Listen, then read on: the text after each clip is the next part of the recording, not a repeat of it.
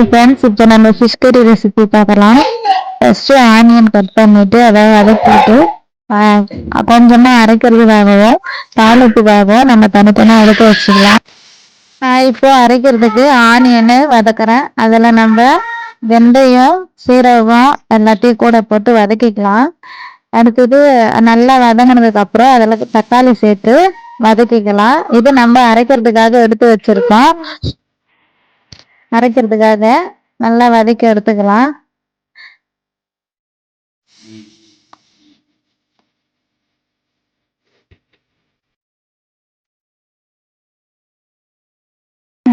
அதை நல்லா வதங்கிட்டு நம்ம மிக்ஸி ஜாருக்கு அரைக்கிறதுக்காக தனியாக எடுத்துக்கலாம். ஃபஸ்ட்டு கொஞ்ச நேரம் ஆறும்.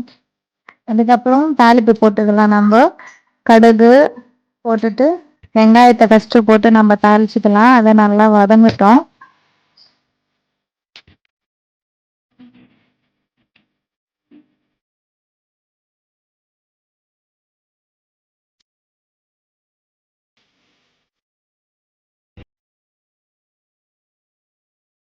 இப்போ நல்லா வெங்காயம் வதங்கிருக்கு. நம்ம பூண்டு தட்டி போட்டுக்கலாம். எப்போவுமே அது மாரி நான் தட்டி தாங்க யூஸ் பண்ணுவேன். அதனால் வெங்காயத்தை கூட பூண்டு தட்டி வெங்காயத்தை கூட வதக்கிக்கலாம். அது நல்லா வதங்கினதும் நம்ம தக்காளி சேர்த்துக்கலாம். நம்ம இப்போ மிக்ஸி ஜாரில் போட்டு அதை அரைச்சிட்டு வந்து ரெடி பண்ணி வச்சுக்கலாம். அடுத்தது தக்காளி வதங்கினது கூட தக்காளி சேர்த்து வதக்கிக்கலாம். நல்லா வதங்குற வரைக்கும் வெயிட் பண்ணணும்.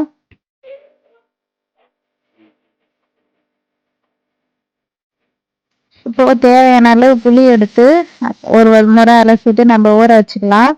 இது நல்லா வதங்கட்டும். பச்சை மிளகாயும் சேர்த்துக்கலாம். பச்சை மிளகாய், கருவேப்பிலை ரெண்டுத்தையும் சேர்த்து இது கூட நல்லா வதக்குங்க. வதக்கிக்கிட்டு இப்போ அரைச்சி இருப்போம்ல, அதை அரைச்சி எடுத்துட்டு வந்து அதுலேயும் சேர்த்து நல்லா வதக்கணும். இது நல்லா வதங்கட்டும். நம்ம போய் அரைச்சிட்டு வந்துடலாம். இப்போ அரைச்சதை இதில் சேர்த்துக்கலாம். நல்லா வதங்கணுங்க. ரெண்டுமே நல்லா பண்ணி நல்லா வதக்கிக்கலாம்.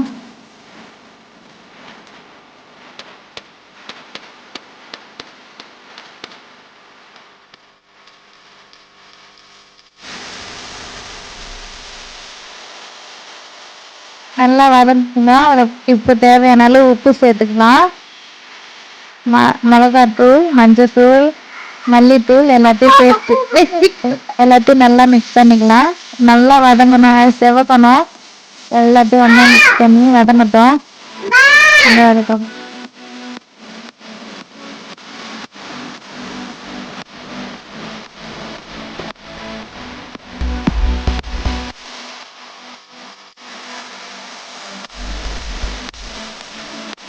இப்போ நல்லா வதங்கிட்டு நம்ம அதில் தண்ணி சேர்த்துக்கலாம். அது கொதிச்சதுக்கப்புறம் அதில் புளி கரைசலும் சேர்த்துக்கலாம். இப்போ ஃபஸ்ட்டு நம்ம கொஞ்சம் தண்ணி சேர்த்துக்கலாம். அது நல்லா கொதி வரட்டும்.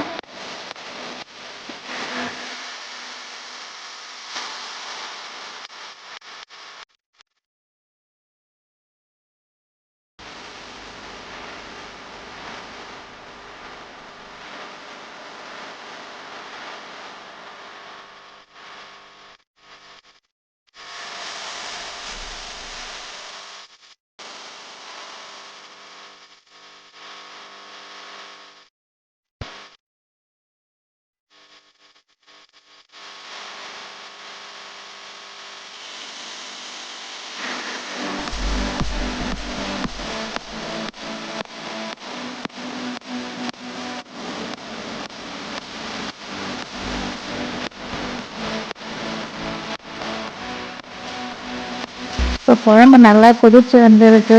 மறுபடியும் இன்னும் நல்லா கொதிக்கிட்டு நம்ம ஃபிஷ்ஷு ரெடி பண்ணிட்டு வந்துடலாம்.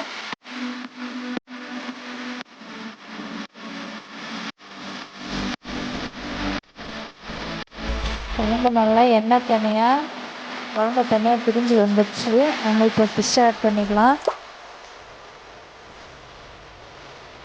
அவ்வளோதாங்க, முடிஞ்சது. இது சிம்மில் வச்சு கொஞ்சம் நேரம் வேகட்டும்.